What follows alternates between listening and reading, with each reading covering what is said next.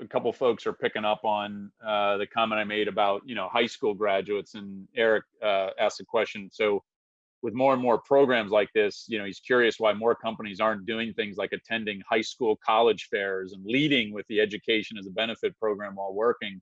He says, my assumption is the majority of students don't even think about going directly to work to get debt-free education.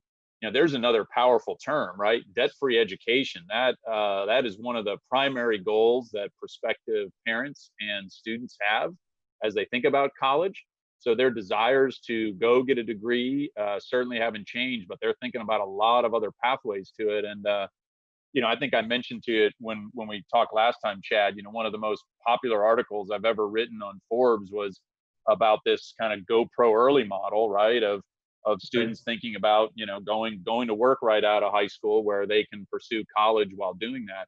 It's a subtle but interesting distinction. So just curious if you had any other comments to Eric's point here about why not start doing active recruitment of high school students, and starting to So change how people think about it. I think Eric brought up a fantastic point.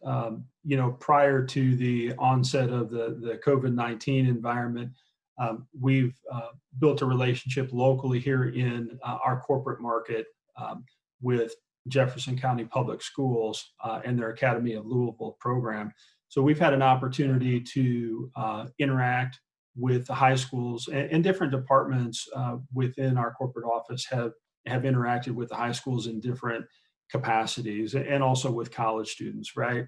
I think when you're looking at recruiting from high school, first off, you hit on something that's very passionate to me, which is debt-free education.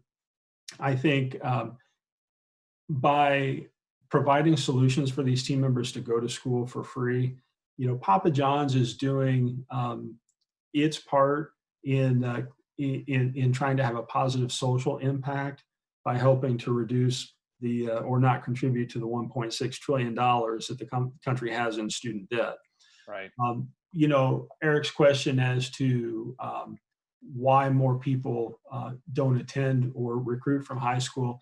I think that, popular opinion, and I'm not speaking from any any published source here, but just popular opinion, I think that, there's a paradigm shift, I think, required to take a high school student directly from a 12th grade graduation into an online college, right? And I think Right. traditionally, and you might be able to speak to this, but I think traditionally we've seen the online asynchronous coursework be more fitting for adults returning back to school,